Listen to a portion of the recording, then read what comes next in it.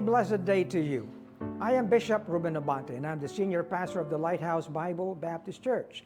I'd like to invite you now to be with us as the message of the Word of God is preached from the pulpit. I'd like to turn you over now to our Lighthouse Coming Together, and I pray that you'd be blessed with the message.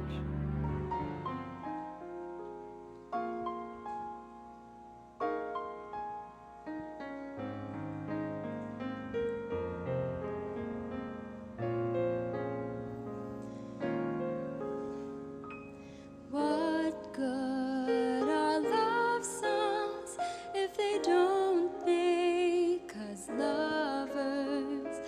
Why be an eagle that won't spread its wings? Why ride our hearts out? We're not moved by the passion. And if love songs don't change us, then why do we sing?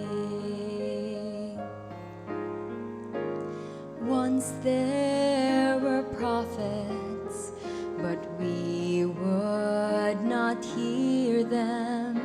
Once there were wonders, we would not believe. Fire and manna rain down from heaven, a great mighty wind once parted the seas.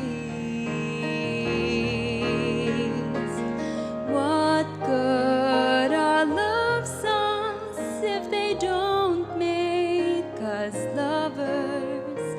Why be an eagle that won't spread its wings? Why ride our hearts out? We're not moved by the passion. And if love songs don't change us, then why do we sing?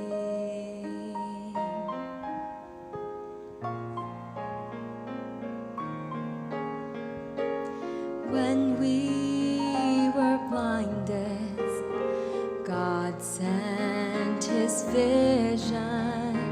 When we were deaf, He spoke and we heard. Light of the world, walk through our darkness. Jehovah Himself, the incarnate Word.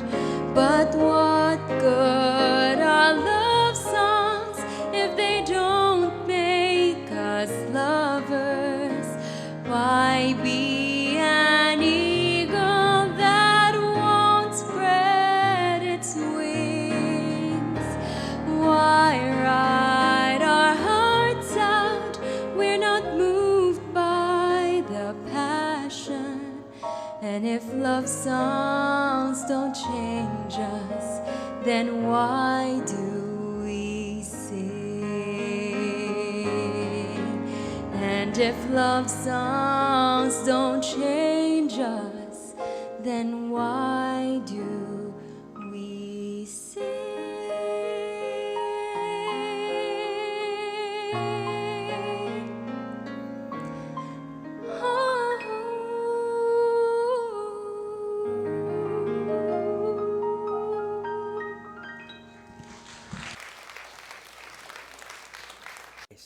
And I hope that by this time, meron na kayong overview ng calling ng Panginoon. Okay? Yun nga lang, medyo malalim-lalim ng pag-aaral ito. Pinag-usapan natin, mga kapatid, yung mga terms na purpose, naalala niyo ba yan? No? Foreknowledge, predestination, calling, and then being justified, and then being glorified. Ang pinakagitna niyan ay calling. Natuwa ako doon sa oras na Bicolandia kahapon. Sapagkat ang tanong ay ano raw yung predestination? Nakinig ba kayo noon? Bay, tama-tama ka ako sa topic sabi ko, hindi predestination kundi calling ang pag-usapan natin. Kaya tama yung sinabi natin.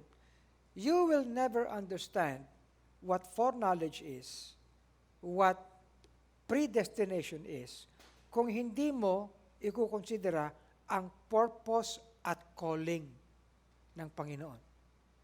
Amen? Kaya napakagandang pag-aaral ito.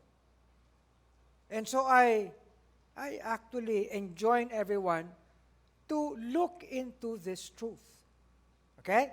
Now, tungkol sa, halimbawa, sa purpose, ang sabi dito, who hath saved us, called us with an holy calling, not according to our works, but according to His own purpose and grace. Mga kapatid, no, bago natin intindihin ang mga kung ano-anong bagay pa, let us appreciate and recognize the purpose and the grace of God that is in Jesus Christ.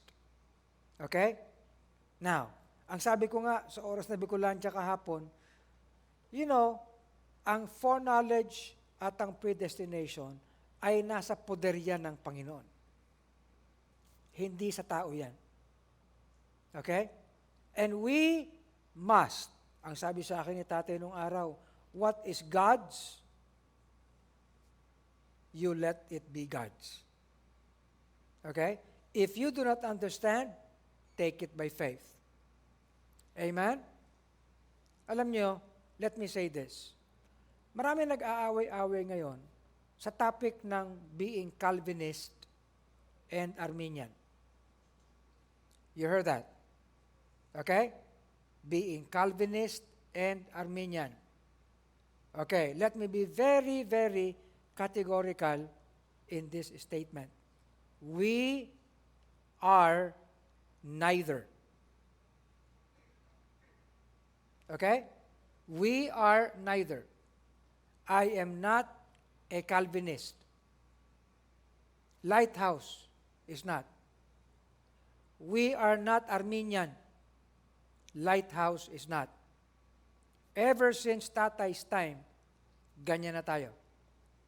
However, we believe in election, we believe in predestination, we believe in the foreknowledge of God, we believe in the purpose of God in Christ.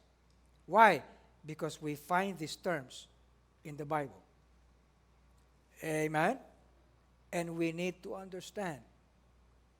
Okay? But Pastor, do you believe that whosoever will may come? Of course. Okay? Kaya nga, we believe in soul winning. We believe that this is our responsibility to win souls. Those who are called, those who are predestinated, they are faceless people. We do not know them. Okay?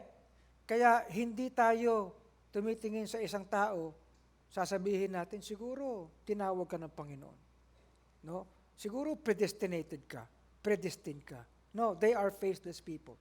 We only come to recognize them when they come to know the Lord. For us, our responsibility is to preach the word, to win them to Christ, to be a testimony, to be a witness. Kaya palagi tayo nag-aanyaya ng mga tao na lumapit kay Kristo. Amen ba? Good? Okay. Pero hindi tayo naniniwala na ang tao ay mayroong capability by themselves na lumapit kay Kristo. Wala. Why? Because we all have come short of God's glory. Amen? Now, I say that categorically para alam ninyo. We are people who believe this, who stand on this. Okay? Kaya pag sinasabi ko yan mga kapatid, sabi nga, Pastor, naniniwala ka ba sa tulip? Naniniwala ka ba sa ganito? I can teach that.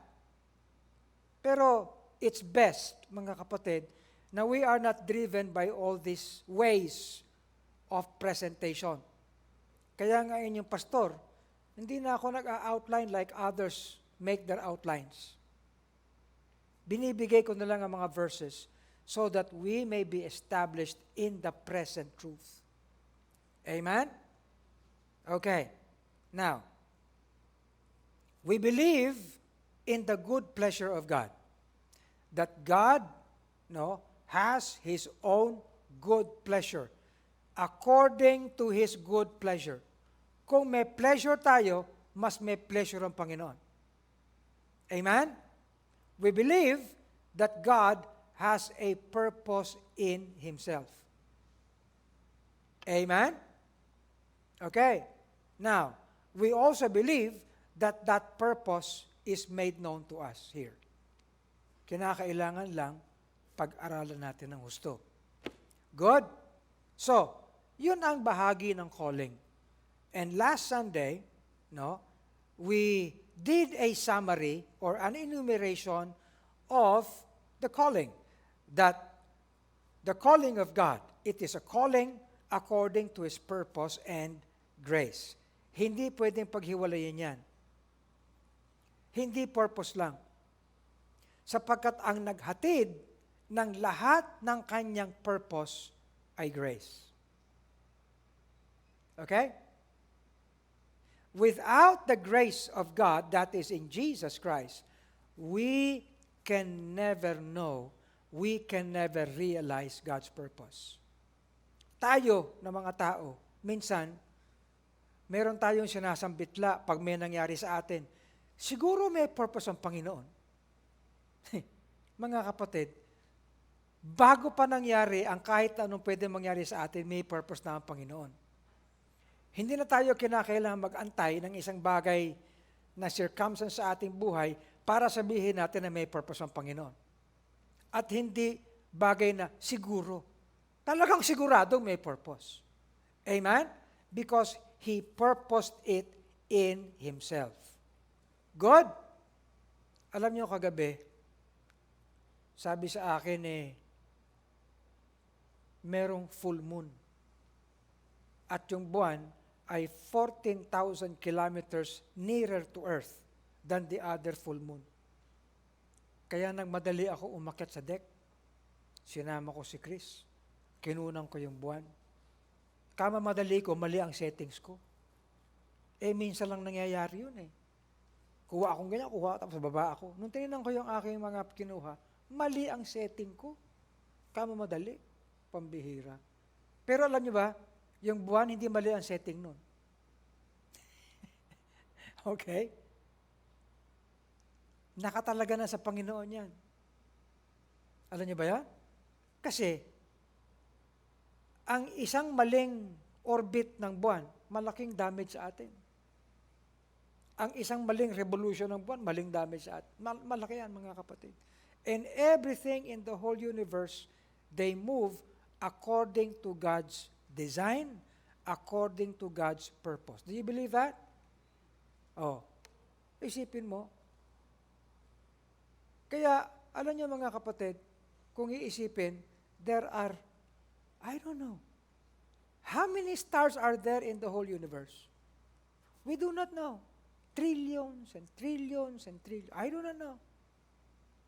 Each one of them ay may pangalan sa Panginoon. Did you know that?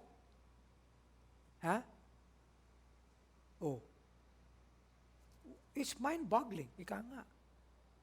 But all of them follows the design and ordination and purpose of God. Kaya yung purpose ng Panginoon sa kanyang sarili para sa atin, maliit na bagay yun. We cannot fathom that. And ang naghatid sa atin ng purpose niya ay ang kanyang biyaya kay Kristo. Let me tell you this. Sa pamamagitan ng biyaya kay Kristo, na tinanggap natin, alam natin mga kapatid, na ang pinaka-significant na purpose ng ating buhay ay maluwalhati siya. Tama? Correct? To Him be glory in the church by Christ Jesus, no? World without end. Amen. Purpose. Abay, kung wala sa atin, si Kristo at ang kanyang biyaya, we will never understand that. And the whole world does not understand that. Kahit tayo, individually, naiintindihan natin ang purpose ng buhay natin. Tama? Halimbawa, tatanungin kita. Ako tatanungin sarili ko. Bakit ka pastor? Di ba? Bakit ka businessman? Okay? Bakit ganyan ang kabuhayan mo? Bakit? Okay? Alam niyo ba, nagtanong na ba kayo?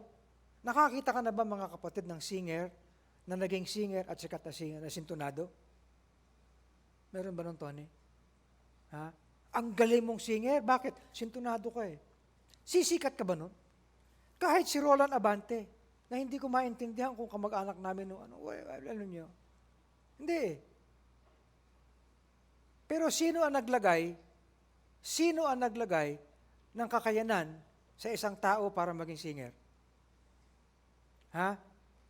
Kung nagkataon na ikaw ay bingi, magiging singer ka ba? Jed? Bingi? Hindi ba? Naiintindihan niyo ba yung sinabi ko, mga kapatid?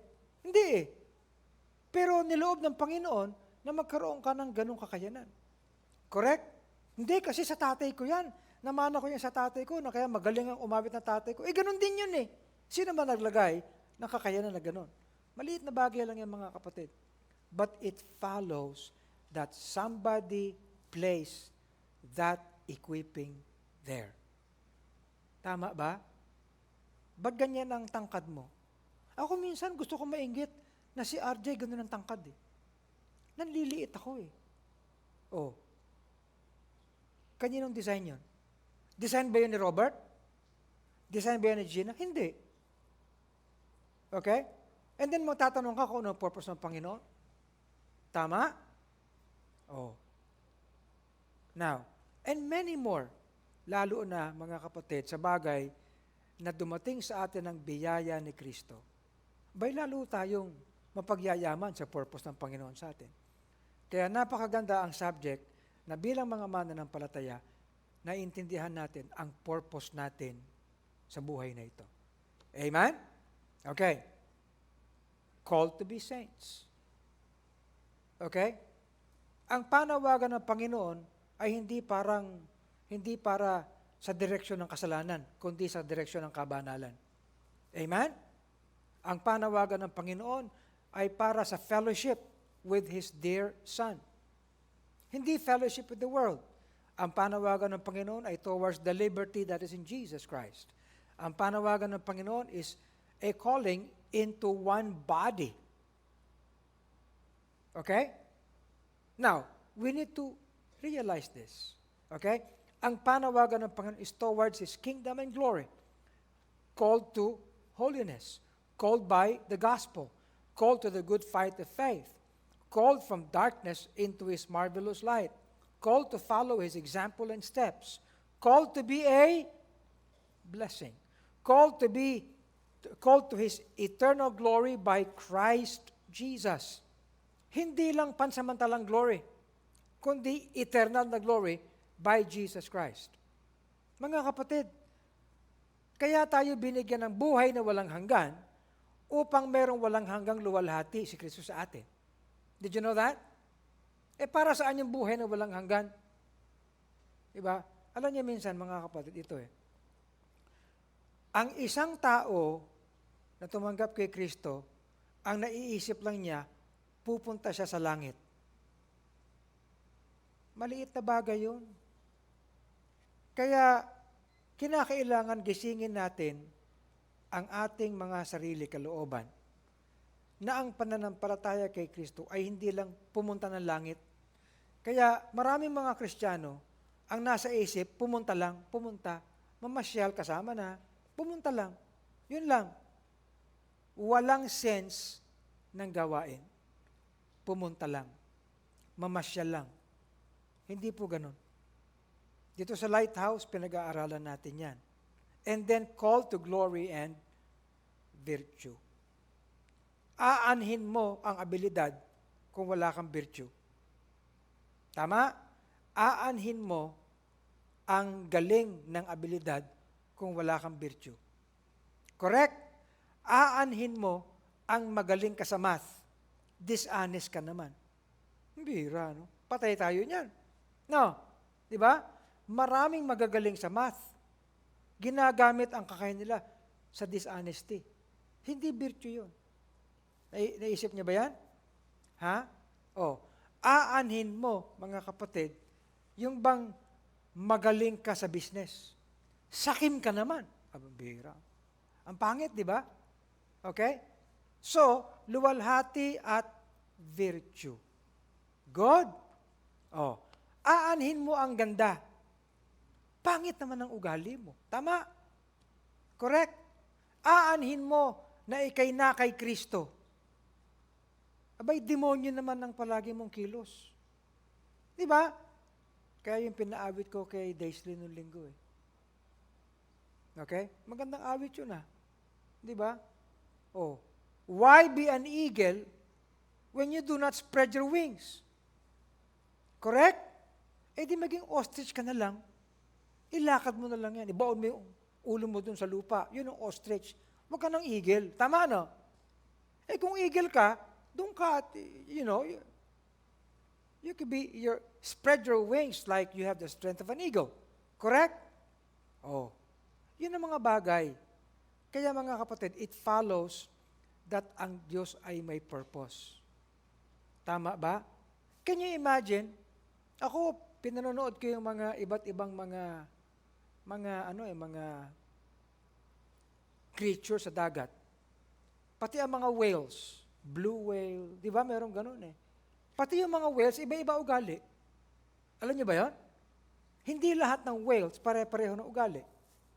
Did you know that? Iba-iba. Well, that's according to God's design.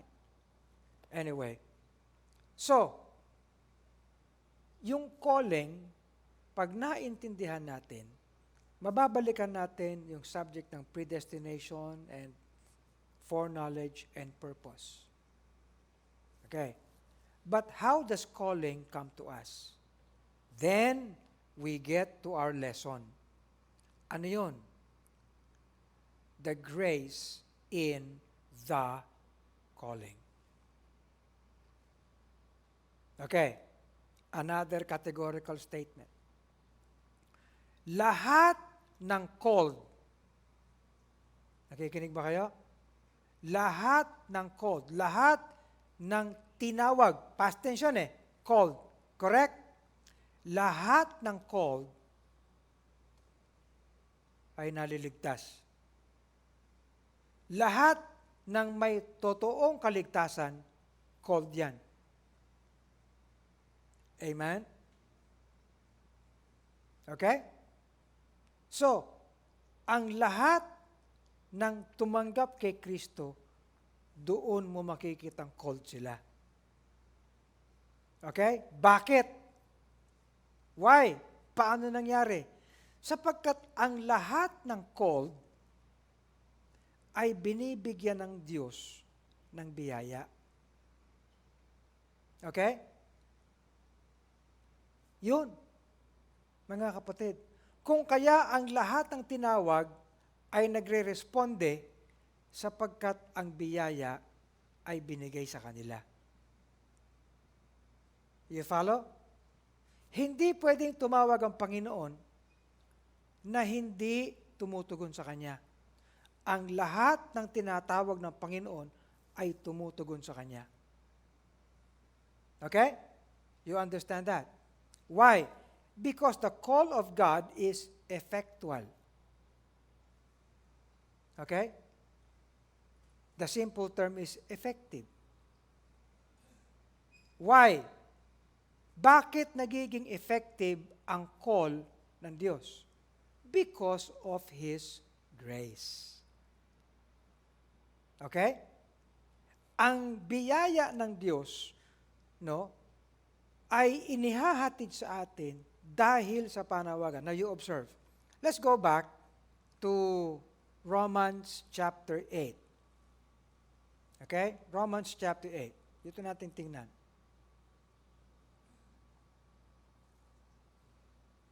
Puntahan natin to. And we know that all things work together for good to them that love God. No problem. To them who are the called according to His purpose. Now look at this. For whom He did foreknow, He did predestinate, to be conformed to the image of His Son. Moreover, whom He did predestinate, them He called. Whom He called, them He also justified. Whom He justified, them He also glorified. Where is grace? Do you see the term grace in all these terms? Meron ba? Wala. No, di ba? Wala. Where is grace? Pastor, sabi mo, called and grace, magkasama yan. Okay. Pero walang grace dito.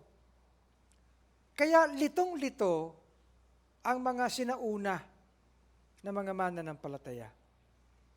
Kahit yung mga prophets sa Old Testament, hindi nila ito maintindihan. Okay? And they just believed that justification can be by the law. Kaya ang diskusyon ni Apostle Paul, none can be justified by the law. Hindi tayo inaaring ganap sa harap ng Diyos sa pamamagitan ng kautusan. Okay? Sa pamamagitan ng ano, tayo ay inaaring ganap. Ano? Yun ang naging iniisip natin na wala kasi dito sa verse. Kaya hirap na hirap ang marami. Ang mga Israelitas, ang inaantabayanan nila, Mesiyas. Mesiyas na mag-aahon sa kanila mula sa tanikala ng mga Romano.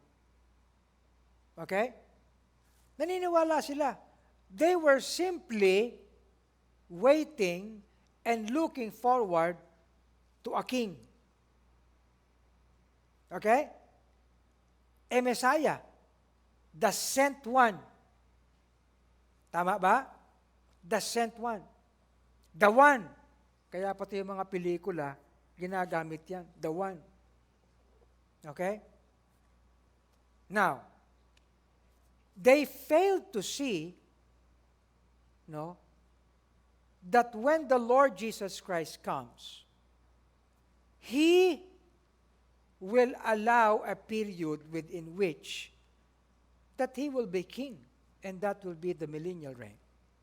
However, before that, He comes as Savior and Lord by grace. Okay? So, ang nakalagay lang dito, whom He called, them He also justified. Para bang after called, justified na. Correct? Kaya hindi maintindihan ng marami. Kahit kayo, hindi nyo rin maintindihan. Pastor, hindi na maintindihan. Paano explain ka ng explain, parang suntok sa buwan. Okay. Now, kung kaya, we need to understand the purpose and grace. Meron ng purpose. Pero saan pumasok ang grace? Ayun. Now, ito na.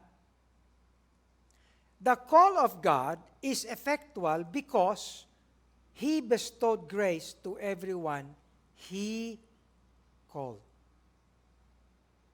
Kaya ang panawagan ng Diyos ay panawagan na hindi mo maitataboy.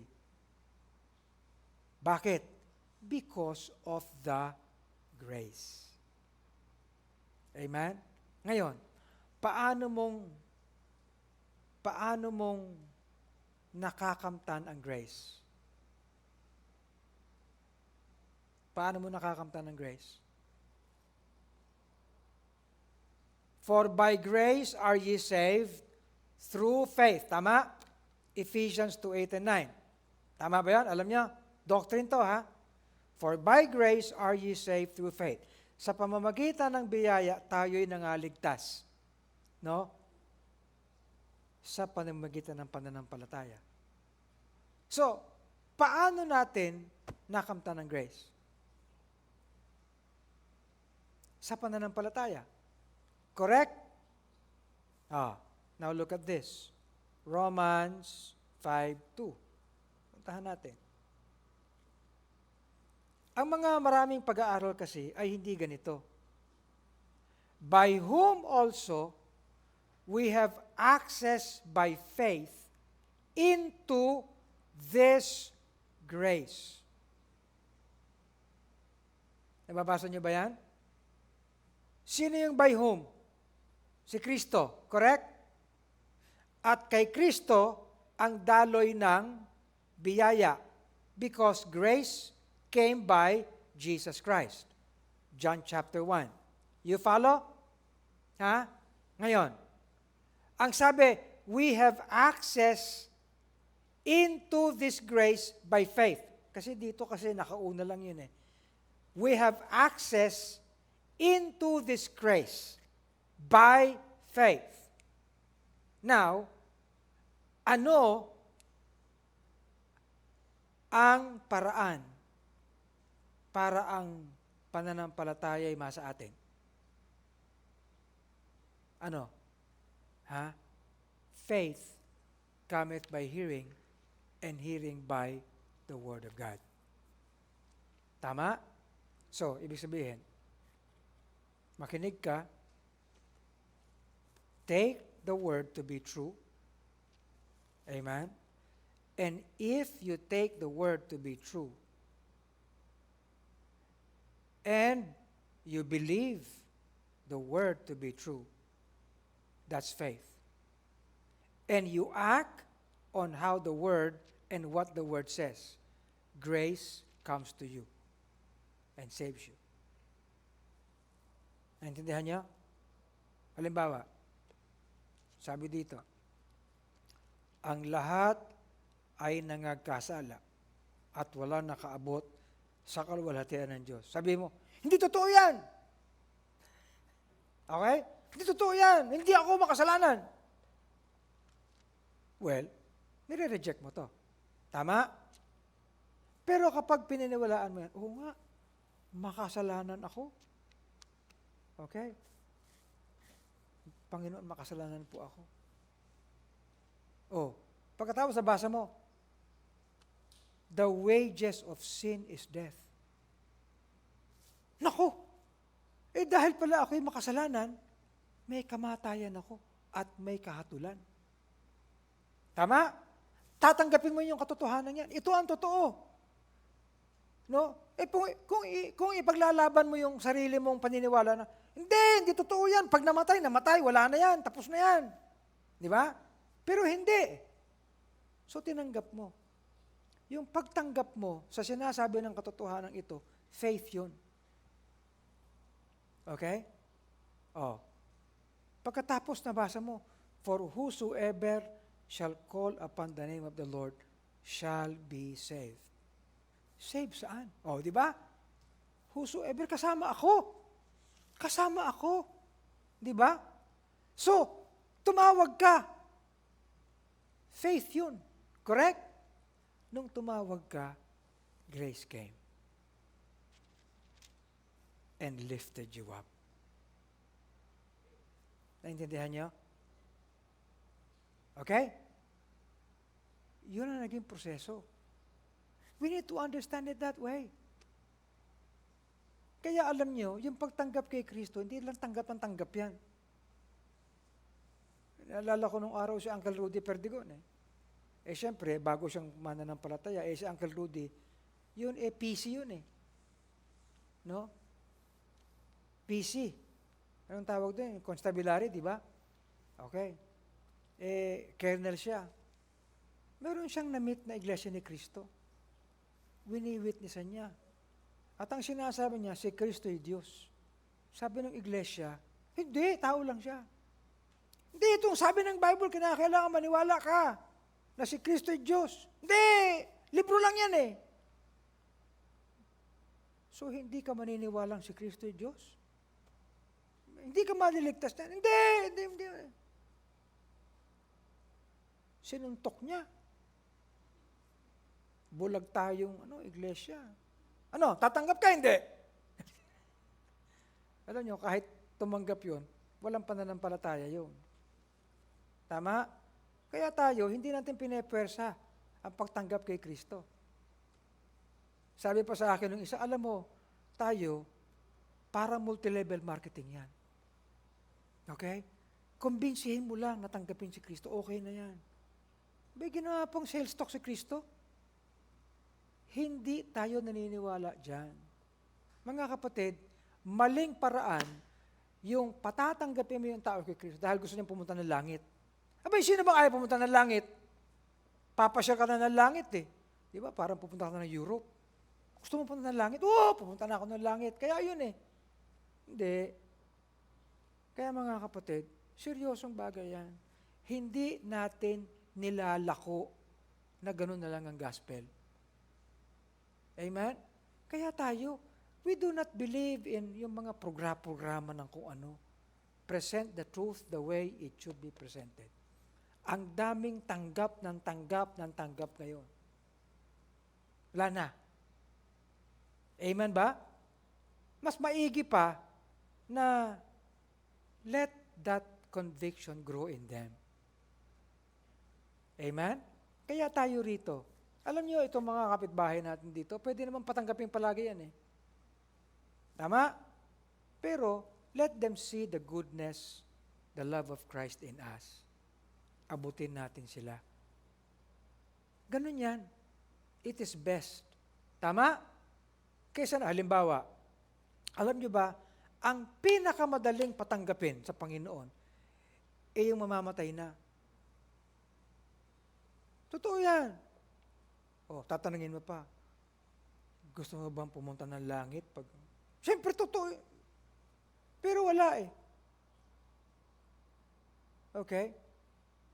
Para bang sinabihan mo lang yung doon sa krus na nakapako eh. Sabi niya, thou shalt be with me, sabi ng Panginoon, di ba? Ganun-ganun lang ba yun? So, this is it. This is how we should understand the grace of God. Amen? Naintindihan niya? Ha? Itong pinipreach natin na ito, kasama na rito ang training ng soul winning. Amen? Okay. Now, alam niyo, meron tayong tracks dito. Meron tayong mga kung ano-ano. Mas magandang gamitin natin yan. Amen? Si Pastor Peter, naalala ko nung araw, gumawa ka ng tracks, di ba? Hindi yata na-print yun eh. It must be printed. Hindi, napabayaan na lang yata yun eh. It must be printed. Kailangan balikan yan, gawa ng bagong design and everything, and use that. Amen? Nung araw, nagkaroon tayo ng campaign dito. Sabi ko, sige, mag-campaign tayo sa mga writers dito. No? We need to have tracks, our own tracks. Wala nangyari. Okay? Hindi ko na alam. Dumaan na yung maraming panahon. We need to get back to that. Amen? Anyway, balik tayo rito. Called by His grace. Kaya, lahat ng called, merong grace. So, lahat ng may panawagan, mga kapatid. Now, hindi tayo tumutukoy sa mga panawagan ng, Pastor, tinawag ako para maging missionary, tinawag ako para maging preacher, tinawag ako para maging ganyan. Alam niyo mga kapatid, tigilan na natin ang ganong claim.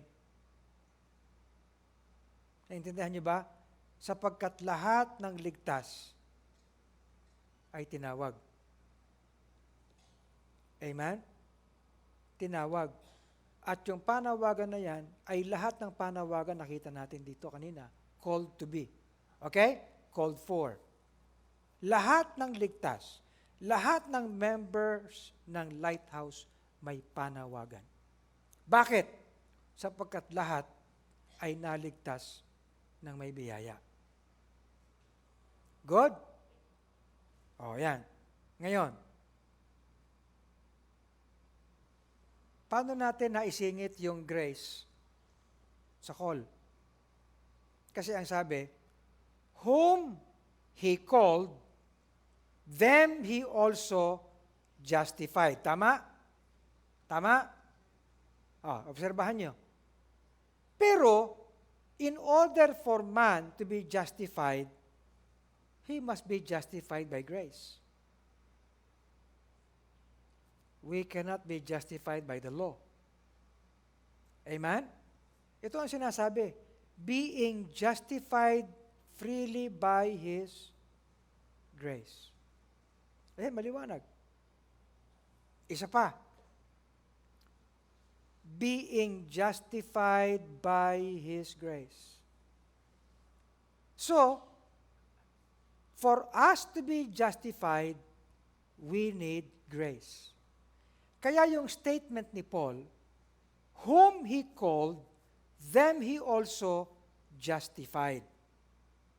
Pero, hindi bagay na may justification na walang grace.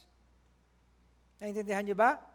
Kung kaya ang lahat ng tinawag ay dapat may grace para ma-justify. Correct? Now, obserbahan ninyo. Tayo ay tinawag kay Kristo. Tama? Called in Christ. Correct? Palaging ganyan ang term ng Bible. Called in Christ. Bakit in Christ? Kasi mga kapatid, ang panawagan natin ay hindi panawagan na para bang pinangalan na lang tayo ng Ama. No. Ang ating panawagan ay napapaloob kay Kristo. You understand? Kaya, ang panawagan ng Diyos sa atin ay na-realize nung dumating si Kristo. At kay Kristo ay may daloy ng grace. At nung tayo'y naging na kay Kristo, we were justified. Amen? Kaya kahit na nakakakita tayo ng mga terms sa Bible na parang, yun na yun. Them He called, them He also justified. Pero, wag nating iisipin na ganun lang kasimple yun. There cannot be any justification na hindi dumating si Kristo at ang kanyang biyaya ay hindi dumaloy. Okay? So, totoo, mga kapatid. And then, isa pa, whom He justified, He glorified. Paano nangyari yun? Automatic ba yun? Hindi. Because, yung glorified, kailangan din ng grace. Okay? Na ngayon, shortcutting ko ito. Ito ang tao. I will end with this. Ito ang tao, ito ang glory ng Panginoon.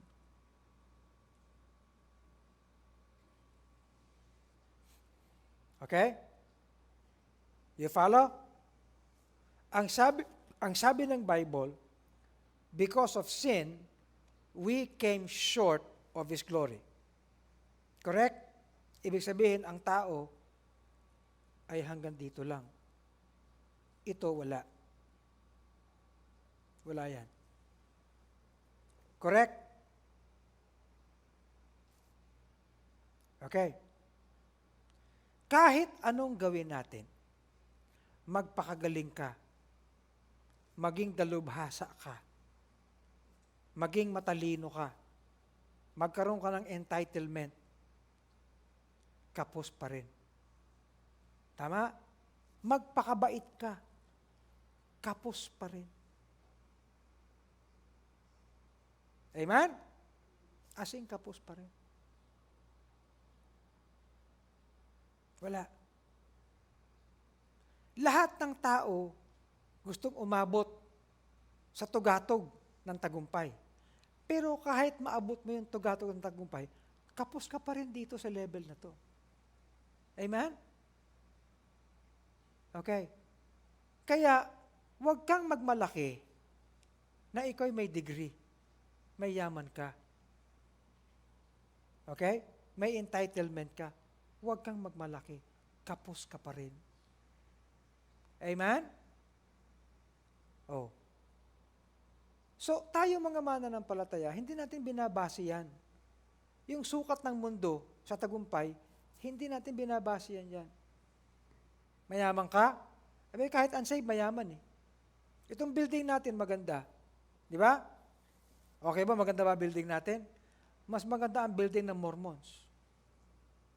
Lalong mas maganda ang building ng iglesia. Tama, mali? Kaya huwag tayo magmamalaki na akala mo wow, amen, talaga. Kapos pa rin eh. Tama? Yung nakarating ka sa ibang bansa, abi, pambihira, you do not need to be a Christian to go to other places. Tama, no? Okay, kapos pa rin yan. Kaya hindi natin binabase ang lahat ng tagumpay sa mga bagay na yan. Ngayon, anong ginawa ng Panginoon? Now, nung si Kristo'y dumating, sabi, binigyan tayo ng biyaya. Tumanggap ka kay Kristo. Okay? Mga kapatid, akala nung iba, no, binigyan lang tayo, obserbahan nyo ha, akala nung iba, ay binigyan lang tayo ng abilidad para ito ay marating. Ito mangyari. At ang tao, ganun pa din. Obserbahan nyo ba? Ganun pa din. Makasalanan pa din. Hindi pwede. Ang biyaya ng Panginoon ay hindi ipinatong dito para makarating tayo doon. What did grace do? Ang ginawa ng biyaya ng Panginoon, buo.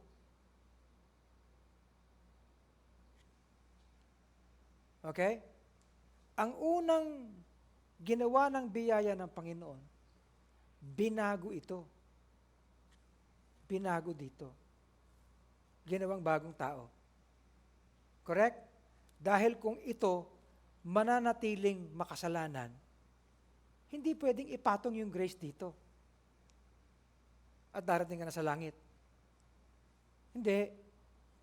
Ang ginawa ng biyaya ng Panginoon, itong nilalang na ito, binago niya sa isang biyaya, ito biyaya yan, na biyayang nagligtas. Okay? Grace para sa salvation. Pero, hindi tinapos dito. Kasi, kung ganyan ka lang, wala pang luwalhati eh. Tama? Amen? Wala pang luwalhati. Kundi, binigyan ka pa ng second portion ng grace. Ano yun? Para ito magawa mo so that yung luwalhati ay umabot sa Panginoon. Ito, mga kapatid, is grace for glory. Ay, pangit ang sulat ko. Sorry na. Okay? Huwag mo sasabihin na porke ligtas ka, naluluwalhati na ang Panginoon sa iyo. Hindi. Kung kaya nga tayo, ay dapat mayroong grace upang tayo sa pamamagitan ng the same grace that changed us will have the same grace that will make us live, serve, minister for His glory. Naintindihan niyo ba? Kaya ang action ng grace ay magmula dito hanggang dito.